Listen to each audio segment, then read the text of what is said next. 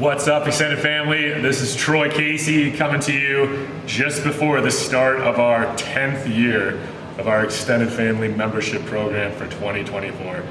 It's honestly, I was thinking of it today and it just blows my mind that we've been getting to do this for 10 years. So thank you so much for your support over the years and for joining us for this 10th year of the extended family membership here at Casey Brewing.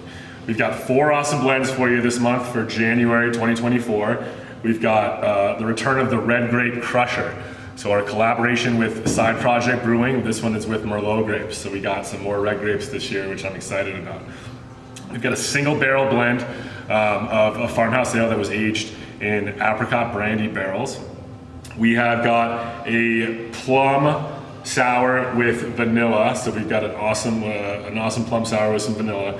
And then last but not least, we've got Ghost Note Nectarine. So we've got some awesome beers, and let's dive into them. So first up for January 2024, we've got Crusher. So our grape collaboration beer that we do with Side Project. This one is with Merlot grapes from Palisade. For the last couple of years, it's been tough for us to find Merlot grapes because they've just been unavailable to us because of the frost. And so for this year, we were able to find some. So we got Merlot grapes, and of course we're gonna throw that in Crusher. Now, you may have noticed that beer did not pop very much. That happened because this was an overfill, one of the last bottles we filled with the Brun, so there's very little headspace. So when there's not that headspace in there, it doesn't have the pop that we normally would expect, which is why we normally have this much headspace. So yeah, I was a little concerned when that didn't pop, but as you can tell, boom, look at that, foam stability in a grape beer. We haven't seen that in a while, so that's pretty exciting. Great dark color, huge grape note in the nose, complexity from the different farmhouse base beers.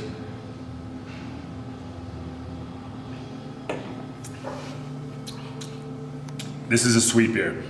I know I say that a lot about the different beers that we do, but that's actually sweet.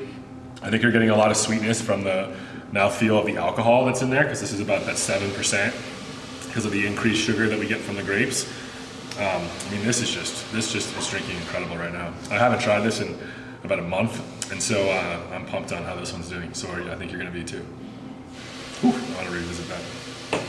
Okay, next up, single barrel, Ghost Note, fermented and aged in an apricot brandy barrel. So this is one of those specialty barrels that we got earlier in the year.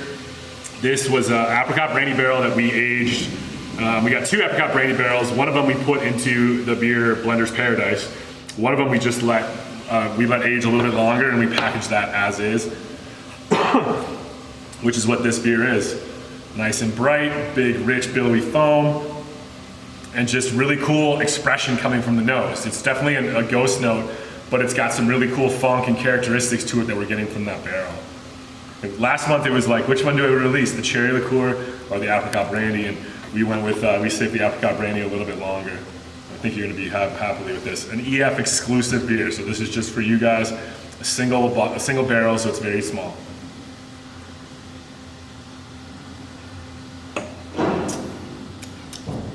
You get a lot of oak, like a different type of oak, not from like a white wine barrel, but definitely some oak coming from that specialty barrel.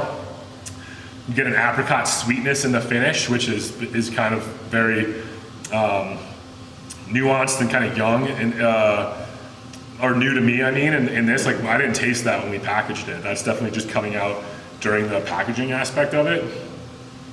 But it coats your mouth in some of that apricot sweetness, maybe some of those, some of the syrupy aspect of, well, I guess apricot brandy is not really syrupy, but there's definitely some complexity that's coming into the base beer from this. So this is a special one that I think is gonna age really well.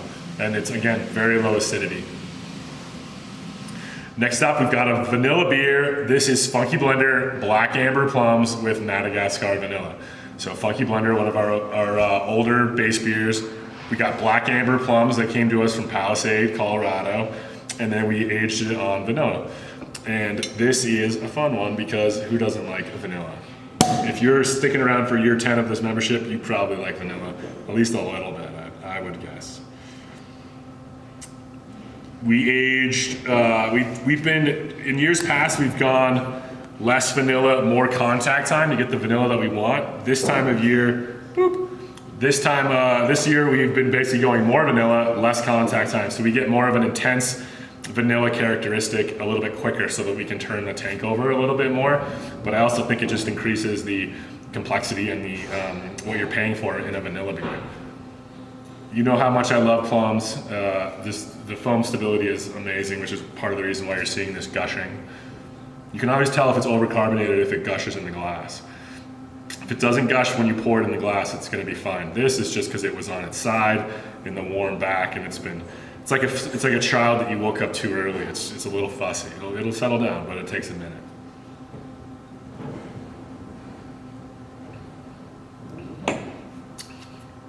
Even though there's a lot of vanilla, it's incredibly balanced with those black amber plums. Plum beers always have, when they're young, they always have a lot of haze to them, just natural haze that comes from the fruit. And I think that contributes to the foam stability as well. Oftentimes with vanilla beers, we get a lack of foam stability. You're not seeing that in this blend, obviously, at all. Big vanilla, incredible plum candy, but again, low acid. It's very, very low. This is a fun one. We did a lot of plum beers for the summer of 2023, so I'm gonna spread them out. Like you're gonna see one a month of a lot of different fun stuff. One a month for the next few months at least. And we still have some aging in the back as well. Last but not least, we've got a classic Ghost Note Nectarine. Ghost Note, our spelt farmhouse ale.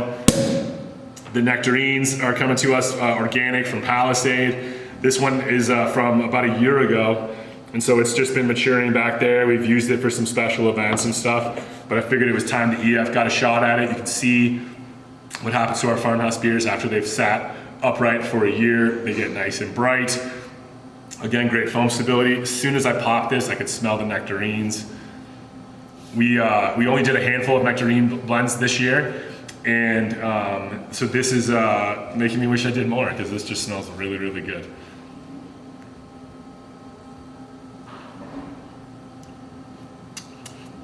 The nectarines are fully integrated into the beer.